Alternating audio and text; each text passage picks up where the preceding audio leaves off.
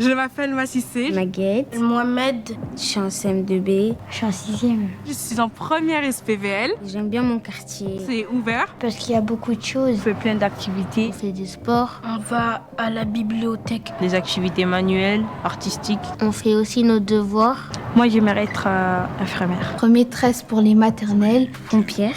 Éducatrice sportive.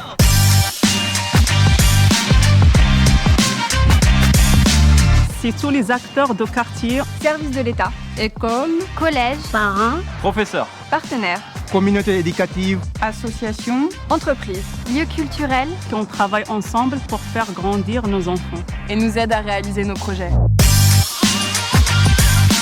Améliorer la prise en charge socio-éducative de nos jeunes jusqu'à 25 ans dans nos quartiers les plus défavorisés est notre priorité. Il nous semble important de développer la coopération entre tous les acteurs autour d'un projet éducatif partagé. S'adapter aux réalités du quartier, de ses acteurs et de ses habitants. C'est la clé de la réussite pour nos enfants. La cité éducative, c'est une nouvelle méthode, un nouvel élan dans le renforcement des coopérations entre les acteurs des quartiers. La cité éducative, c'est nous. C'est nous. C'est nous. C'est nous tous.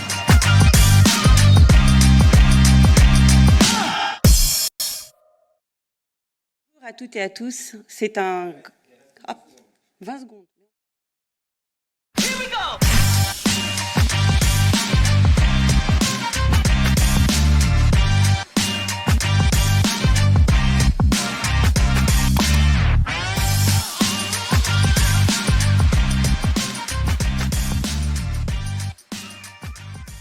Bonjour à toutes et à tous, c'est un grand plaisir que je vous retrouve après l'ouverture mardi dernier du Printemps des cités éducatives pour cet échange consacré à la place du sport dans les cités éducatives. Plaisir d'autant plus grand du fait de la présence de ma collègue ministre des Sports, très chère Roxana. Cette semaine des cités éducatives est un moment d'échange important, notamment avec les équipes des premières cités éducatives et celles qui sont en cours de labellisation. Les cités éducatives ont été pensées en réponse à un constat. L'école ne peut être seule au front pour réduire les inégalités sociales. Elle reste le fer de lance, l'élément central. Mais il nous a paru indispensable de pouvoir proposer aux enfants des quartiers un parcours éducatif au-delà des murs de l'école. Et c'est donc une nouvelle méthode de travail que nous voulons impulser. Pour cela, il fallait fédérer l'ensemble des acteurs, toutes celles et ceux qui sont en contact avec des jeunes et des enfants des quartiers. Les cités éducatives permettent ce rassemblement de tous les acteurs éducatifs, le personnel enseignant, les éducateurs, les associations, les familles évidemment, pour conforter le rôle et la place de l'école afin d'assurer une continuité éducative sur le temps périscolaire et ouvrir le champ des possibles aux jeunes et aux enfants des quartiers. Si ce travail doit se faire au plus près du terrain pour tenir compte des réalités très différentes d'un quartier à un autre, l'État se devait d'être présent et de s'engager autrement. Je crois que nous pouvons dire que nous sommes au rendez-vous. De notre côté, au ministère de la Ville, nous mobilisons des moyens importants, 230 millions d'euros sur la période de 2019 jusqu'en 2023, afin que tous les territoires puissent développer des projets ambitieux. Il y a aussi toute cette logique de montée en puissance. 80 territoires ont été labellisés en 2019, 46 nouveaux territoires ont été labellisés en 2021 et nous souhaitons atteindre l'objectif de 200 cités éducatives en 2022. Ce printemps a aussi vocation à ce que les cités pionnières puissent partager leur expérience pour que les nouvelles cités éducatives puissent bénéficier de ce chemin parcouru. Au final, ce seront 700 000 enfants et jeunes qui bénéficieront de meilleures conditions d'apprentissage. Les thématiques des 2 tables rondes, l'émancipation et l'insertion par le sport et la pratique sportive par les filles sont particulièrement bien ciblées. Permettre l'émancipation de chaque jeune est, vous le savez, la boussole de l'action du président de la République. Cette émancipation passe nécessairement par toutes les formes d'éducation et notamment l'éducation par le sport. C'est pour cela que le sport doit occuper une place importante dans les projets des cités éducatives en suivant la célèbre formule « un esprit sain dans un corps sain ». La pratique d'un sport, collectif ou individuel, est souvent un moment où l'on se découvre soi-même, ou que l'on prend confiance, qu'on apprend à se fixer des objectifs et à les dépasser. On y apprend aussi des valeurs qui nous suivent ensuite tout au long de la vie, le goût de l'effort, l'envie de réussir, la maîtrise de soi. Quand on pratique un sport, on se prépare aussi à vivre en société, on y apprend le respect d'une autorité, de règles et l'acceptation d'une sanction lorsque celles-ci ne sont pas respectées. Ce sont des valeurs profondément républicaines, c'est une façon parfois plus accessible pour les jeunes de se les approprier. Je l'ai encore vu la semaine dernière lorsque j'étais en déplacement à Aix-en-Provence. Le sport est un vrai moteur d'insertion et parfois même de réinsertion. J'ai rencontré des éducateurs qui s'appuient sur le sport pour créer un lien avec les jeunes des quartiers et ensuite les accompagner dans leur insertion professionnelle, les accompagner aussi dans la définition de leur projet de vie, dans l'orientation également. En discutant avec ces jeunes, j'ai pu voir aussi à quel point ce lien créé par le sport avait été important durant la période de confinement et à quel point la reprise du sport ces dernières semaines est une respiration et à quel point aussi il y a aujourd'hui un besoin de s'aérer, de bouger, de se retrouver. C'est d'ailleurs pour cela que le gouvernement renouvelle cette année l'opération Quartier d'été en débloquant 40 millions d'euros. De nombreuses activités sportives seront proposées dans ce cadre, dans les quartiers, au plus près des habitants. Il s'agit bien sûr d'offrir des vacances aux habitants qui ont été très durement touchés par la crise sanitaire, mais de faire aussi de ces moments de divertissement un temps de transmission. Pour cette seconde édition des quartiers d'été, j'ai souhaité que les activités proposées aient une attention particulière à la prévention de lutte contre les violences et le phénomène des RICS. Autre impératif de ces quartiers d'été, c'est de permettre aux jeunes filles et aux femmes de s'approprier l'espace public. Celles-ci sont encore trop invisibilisées, n'osent pas participer à la vie locale. Il y a quelques semaines, j'ai eu la chance de rencontrer Rima Ayad, championne de France de boxe anglaise. Elle m'a expliqué son parcours, arrivé sur le tard à la pratique de la boxe par hasard, via une association de quartier. Elle a débuté ce sport au début pour se sentir mieux dans sa peau. Elle a pris goût, elle en a tiré une force et se fixe maintenant l'objectif de conquérir une ceinture européenne. En parallèle, elle pilote un projet associatif. La boxe lui a apporté un cadre, une ambition et un projet. C'est ce genre de trajectoire que peut provoquer le sport. Mais pour que le sport exprime pleinement sa dimension éducative, elle doit être encadrée par des professionnels. C'est pourquoi nous accompagnons les associations de grande proximité qui font la promotion et qui accompagnent la pratique sportive chez les jeunes. Un budget de 6 millions d'euros leur est dédié et une partie importante des 10 millions d'euros du Fonds d'urgence Quartier solidaire jeunes a été consacrée à des associations sportives. Il ne faut pas négliger, j'en terminerai sur ce point, la force symbolique du sport dans les quartiers. Il renvoie à l'idée de succès, de valeur. Il donne ou redonne un cadre, une discipline de vie. L'accompagnement de l'éducation sportive doit donc être accompagné et soutenu. C'est le sens de la convention de partenariat qui a été passée entre l'ANCT, le ministère des Sports, l'UFOLEP et l'UCEP, conclue en octobre 2020 pour animer et proposer un accompagnement renforcé à 20 cités éducatives. Et je pense, ainsi que ma collègue Roxana Maracineanu, que nous pouvons aller beaucoup plus loin. Ces tables rondes doivent être l'occasion d'échanger des bonnes pratiques et d'en inventer de nouvelles, avec toujours pour objectif la préservation de notre promesse républicaine de réussite pour tous. Je vous remercie. 3, 2, 1.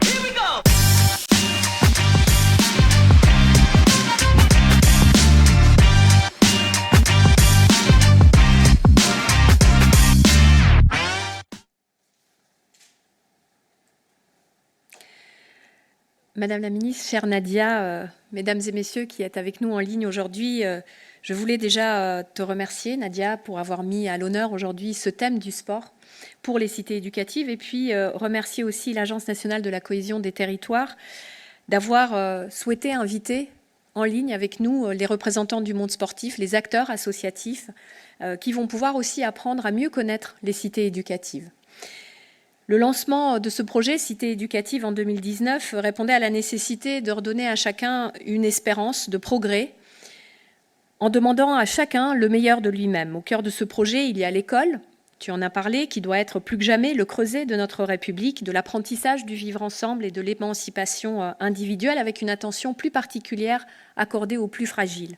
Car depuis 30 ans, les inégalités de destin ont progressé en France, selon l'endroit de sa naissance, sa famille, son origine, l'école fréquentée, les chances de réussite ne sont pas les mêmes. Les cités éducatives sont donc un dispositif né à partir d'initiatives menées sur le terrain par les élus locaux, les services de l'État et les associations. Elles visent à intensifier les prises en charge éducatives à partir de 3 ans et pour les jeunes jusqu'à 25 ans, avant, pendant, autour et après le cadre scolaire. Cela donne corps à cette notion qui nous est chère à Jean-Michel Blanquer et moi-même, puisque vous savez que depuis le mois de juillet dernier, nous sommes regroupés au sein d'un grand ministère de l'éducation, de la jeunesse et des sports. Cette alliance éducative qui est au cœur de ce que vous faites au quotidien dans les cités éducatives, cette co-construction d'une feuille de route qui est au bénéfice des quartiers prioritaires de la ville. Dès son installation, le gouvernement a fait de l'éducation dans les quartiers prioritaires de la politique de la ville une priorité. Elle se traduit par des mesures concrètes et fortes. D'abord, le dédoublement des classes qui bénéficie à près de 190 000 élèves de CP et de CE1 depuis la rentrée 2018-2019. L'augmentation sur 3 ans de la prime aux 60 000 personnels de l'éducation nationale qui exercent dans les établissements REP+, l'opération Devoirs faits, le plan mercredi, le déploiement d'une offre de plus de 30 000 stages de qualité pour les élèves de 3e des quartiers, ou encore le renforcement du dispositif des médiateurs à l'école pour prévenir et gérer les conflits. Nadia vous l'a dit à l'instant, nous voulons aller plus loin en intégrant plus de sport dans les cités éducatives. Car le sport, nous en sommes convaincus toutes les deux et tous les trois avec Jean-Michel Blanquer, le sport est essentiel pour la santé physique et mentale.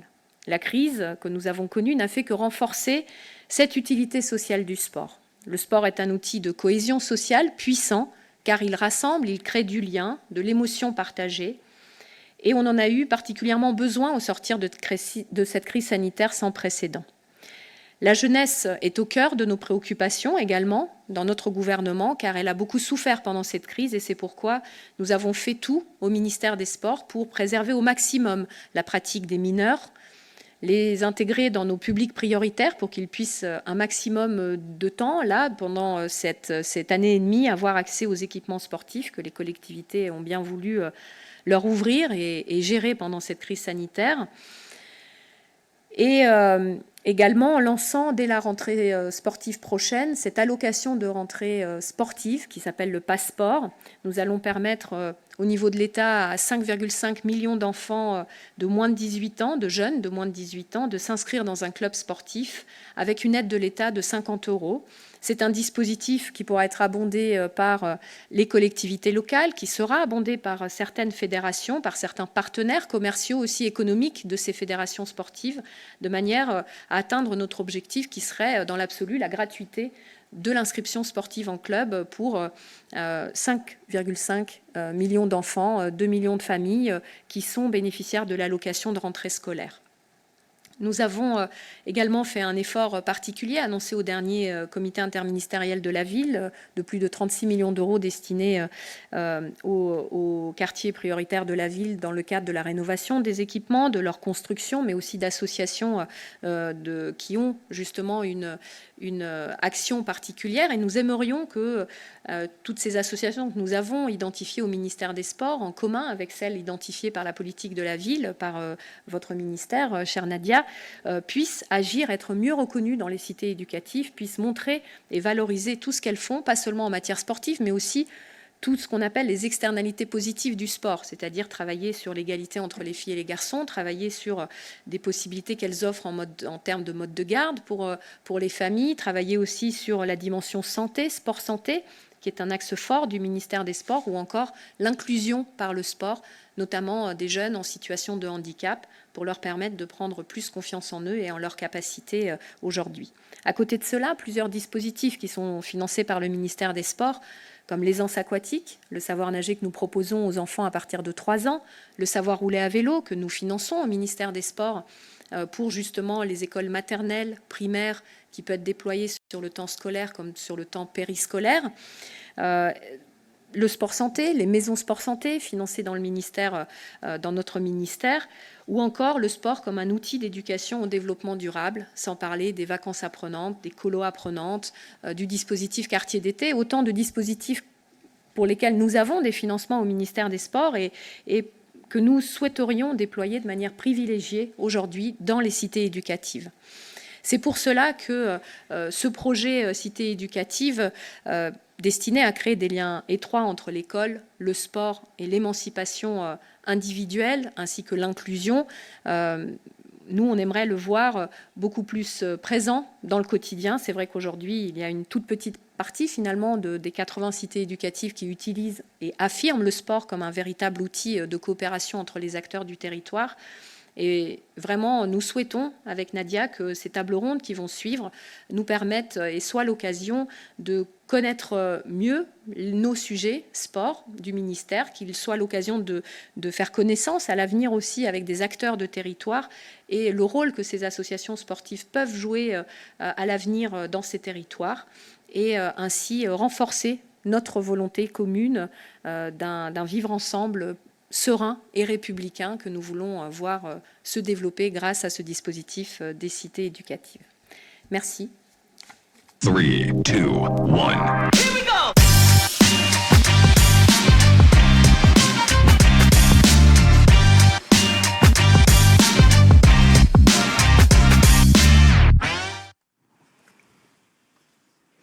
Bonjour Mesdames les ministres, nous avons écouté avec attention vos interventions. Nous allons maintenant débuter un temps de questions-réponses avec vous. Première question à Madame la ministre de la Ville. Le sport a toujours été un levier particulièrement efficace pour entrer en contact avec des publics parfois difficilement accessibles. Qu'en est-il au sein des cités éducatives ? Vous avez raison de souligner que le sport est un levier puissant d'émancipation, d'insertion, de réinsertion. Je l'ai dit à l'instant dans mes propos liminaires. Ma collègue très chère Roxana l'a également précisé. Sur les cités éducatives, il nous faut aller plus loin. Je disais tout à l'heure, 20 conventions qui sont signées entre des associations sportives, le ministère des Sports, l'ANCT, pour que justement nous puissions démultiplier des activités sportives au sein des cités éducatives. Eh bien, 20 sur 80, ce n'est pas assez. Et donc, nous avons pour ambition, avec Roxana, d'aller beaucoup plus loin, d'inciter très fortement l'ensemble des cités éducatives à s'approprier toute la pratique sportive et tous les outils qui sont mis à disposition de la part du gouvernement et particulièrement du ministère des Sports pour là aussi développer cette pratique sportive, puisque nous savons pertinemment que oui, c'est un levier d'émancipation puissant, c'est un levier également d'insertion et de réinsertion. Madame la ministre des Sports, vous avez souligné le rôle transversal du sport en termes d'éducation, ses bienfaits en termes de santé, et vous promouvez la mise en place d'alliances éducatives sur le terrain. Pouvez-vous préciser la manière dont celles-ci peuvent s'organiser dans les cités éducatives ?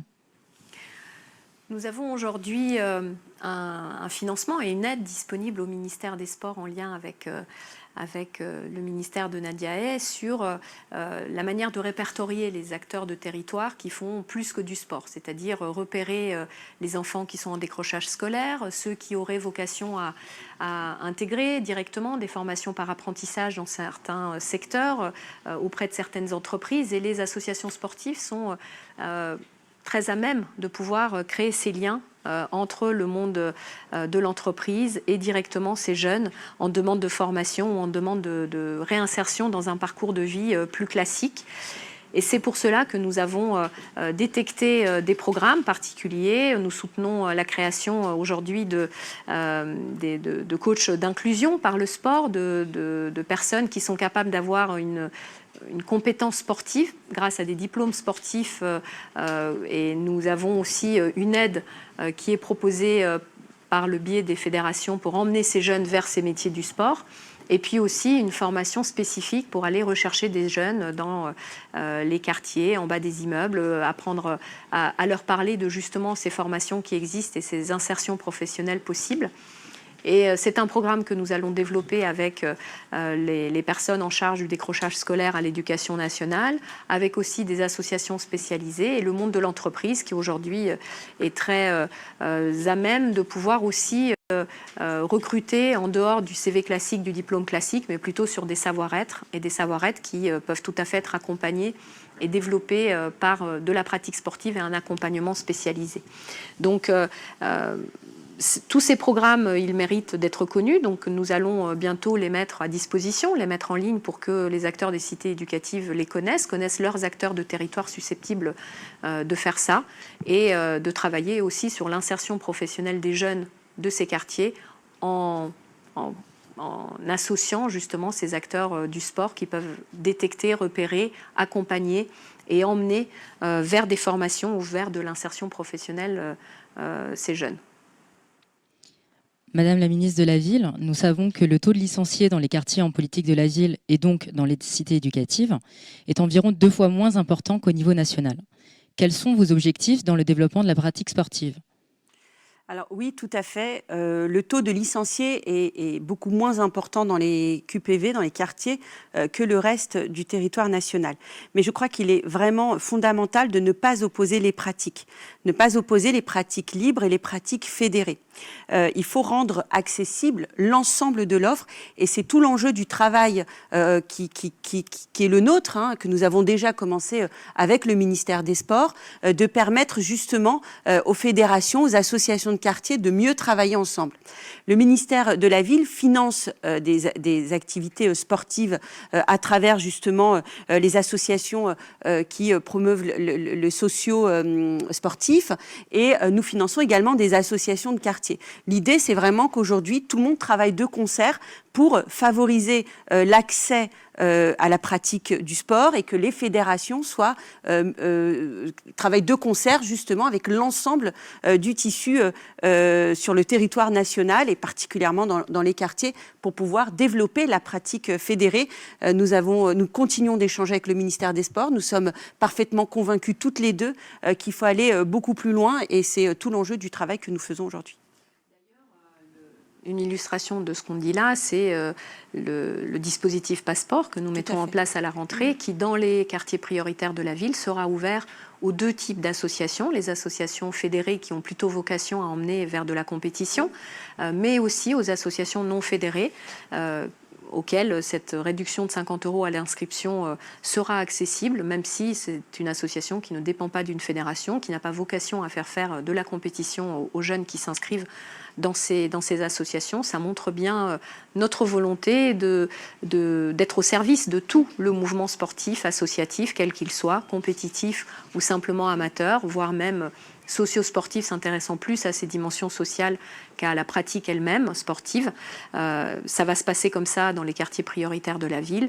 En dehors de ces quartiers, il n'y a que les associations fédérées qui vont avoir accès à ce dispositif. Donc ça montre bien que nous faisons confiance à tout l'écosystème associatif dans les quartiers prioritaires de la ville et que nous travaillons de concert pour que cette confiance s'amplifie et que également les élus des territoires puissent se saisir de l'écosystème sportif dans son ensemble. Madame la ministre des Sports, nous allons poursuivre avec vous. Vous avez évoqué l'importance des savoirs fondamentaux sportifs pour les enfants. Comment ces apprentissages se mettent-ils en place et comment assurer que les jeunes des cités éducatives y aient bien accès ? Alors nous avons avec Jean-Michel Blanquer identifié 2 fondamentaux sportifs qui s'ajoutent aux 4 qu'il a lui-même identifiés au sein de l'éducation nationale, lire, écrire, compter, respecter autrui. Nous avons l'aisance aquatique et le savoir rouler à vélo qui nous paraissent être les 2 fondamentaux de l'aisance motrice que nous aimerions voir rendre accessibles à tous les enfants à partir de l'âge de 3 ans dès l'entrée en maternelle. Ce sont des programmes sur lesquels nous avons des financements, ministère des Sports aujourd'hui, 21 millions d'euros sur 3 ans pour intervenir sur du fonctionnement, donc clairement l'intervention d'éducateurs sportifs associatifs dans les écoles maternelles pour apprendre à faire du vélo aux enfants. Et puis sur l'aisance aquatique, effectivement aussi un budget de 15 millions d'euros là, par année, chaque année, pour l'acquisition de petits bassins mobiles qu'on peut installer dans les cours de récréation et avoir ainsi un équipement accessible directement aux petits-enfants de maternelle pour découvrir ce qu'est la natation et découvrir le milieu de l'eau. Et une partie de ces 15 millions d'euros qui sont dédiés à de la formation d'éducateurs, de maîtres nageurs déjà formés pour les former spécifiquement à accueillir des petits-enfants et à franchir cette première étape de l'apprentissage de la natation avec ces enfants, et également à des opérations de classe bleue. Ce sont des apprentissages massés qui peuvent se passer sur 1 semaine ou sur 2 semaines. Donc un financement dans ces 15 millions d'euros spécifiquement dédié aux collectivités et aux associations qui montent ce type de projet avec les écoles maternelles et les CP-CE1 pour qu'on puisse, sur un espace d'1 semaine ou de 15 jours, tous les jours, emmener les enfants à la piscine pour qu'ils acquièrent cette aisance aquatique indispensable derrière pour apprendre à nager et faciliter l'accès au savoir nager qui est de toute façon dispensé dans l'éducation nationale, dans l'école élémentaire et dans l'école primaire et ensuite au collège. Et l'idée justement de ces deux pratiques, de propositions, savoir rouler, savoir nager, que ça soit pleinement intégré dans le programme des cités éducatives. Ça serait vraiment l'idéal, que nos 80 cités éducatives qui sont labellisées s'approprient ces deux propositions qui sont faites, de soutien aussi du ministère des Sports, et de les intégrer pleinement dans les cités éducatives. Et pour les 46 nouvelles labellisées, bien que ça soit presque faisant partie intégrante du projet éducatif. Exactement, parce que si aujourd'hui nous mettons les moyens pour déployer ces dispositifs, si nous le faisons désormais grâce au déploiement possible au travers des rectorats, des académies, nous avons besoin d'autres cartes et d'autres cartographies pour déployer encore plus ces apprentissages fondamentaux. La cartographie des cités éducatives va être très utile pour nous parce que c'est vraiment le public que nous ciblons en priorité. Savoir rouler à vélo, ça veut dire aussi plus de mobilité pour les jeunes dans les quartiers, pour les familles, des manières aussi de se retrouver les week-ends parents-enfants, et on sait que c'est très important dans les quartiers prioritaires de la ville. L'aisance aquatique, on sait aussi que c'est quelque chose d'essentiel d'avoir accès à cet apprentissage, d'autant plus avant un certain âge pour les filles qui ne vont pas toujours à la piscine dans les cycles scolaires classiques. Donc leur apporter cet apprentissage à 3, 4 ans, 5 ans, c'est déjà parler d'égalité, des chances pour tous devant ces apprentissages fondamentaux qui touchent à la sécurité des jeunes sur la route ou dans l'eau. Vous savez que le phénomène des noyades est très important en France, et donc tous les enfants doivent avoir accès, de mon point de vue, à cet apprentissage. Et il y a aussi la thématique du sport santé que notre ministère soutient. Si demain nous aurons des maisons sport santé implantées dans chacun des quartiers, des cités éducatives à minima, des quartiers prioritaires de la ville, je pense que ce sera aussi un bond en avant sur la prévention santé que nous pourrons faire auprès des publics qui sont les plus éloignés d'un système de santé classique, et travailler sur de la prévention grâce au sport pour ces populations. Je pense que c'est aussi une question d'égalité des chances. Madame la ministre de la Ville, une question plus personnelle à votre égard. Avez-vous un intérêt pour une pratique sportive en particulier ?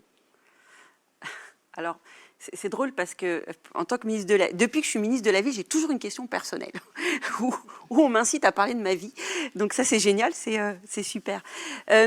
Sur ma pratique sportive, alors j'étais hyper sportive, je dois le dire, quand j'étais beaucoup plus jeune. Et depuis que je suis passée dans le monde de la politique, c'est-à-dire depuis 4 ans, j'ai un petit peu moins de temps. Et je dois dire que ça me manque énormément. J'ai fait du baby basket, donc dès l'âge de 6 ans. Et ensuite, j'ai fait du volleyball. Et on est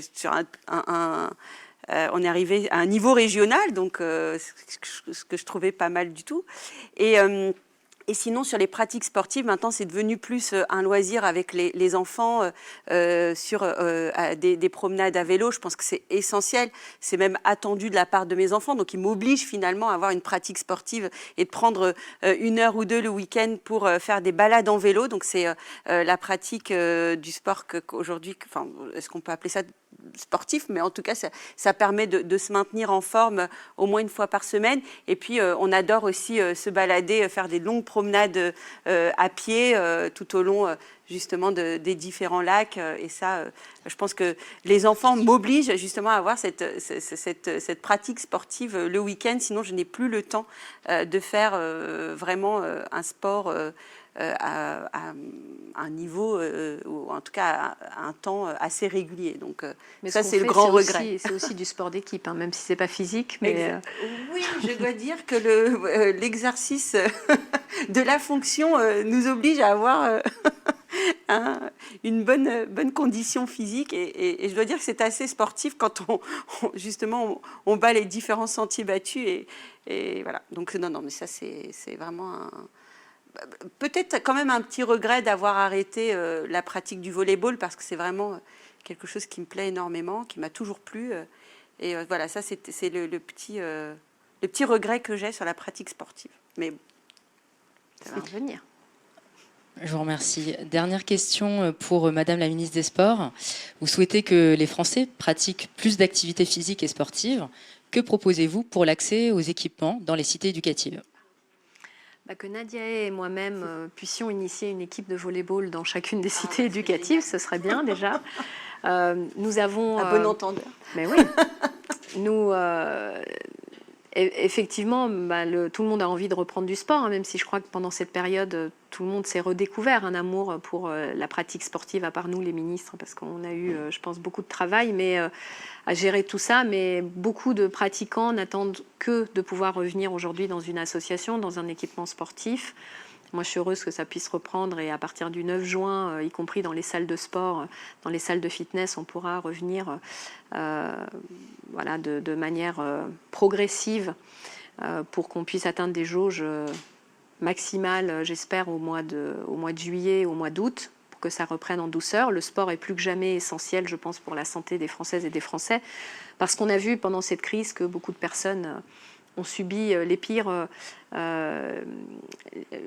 les pires situations dues au virus, parce qu'elles avaient ces facteurs de comorbidité qui peuvent être évitables si on a une pratique sportive quotidienne, ancrée dès le plus jeune âge. Et c'est pour ça que c'est très important que, comme on l'a dit tout à l'heure, sur ces cités éducatives, dans ces endroits où on a cette habitude désormais de travailler ensemble, qu'on puisse y associer le sport, les associations, les acteurs de territoire, qui peuvent apporter toutes ces dimensions d'égalité des chances, d'insertion des publics vers des activités de formation ou professionnelles, qui peuvent travailler sur le sport santé, qui peuvent travailler sur ces aspects éducatifs. Le sport a des facettes multiples, il suffit aujourd'hui de les regarder, de les reconnaître, et d'imaginer aussi qu'il est possible d'aller au-delà de la performance sportive. Évidemment, on va accueillir les Jeux Olympiques et Paralympiques en France en 2024. Ça doit être une chance et une opportunité de parler d'autre chose, de plus que de la performance sportive.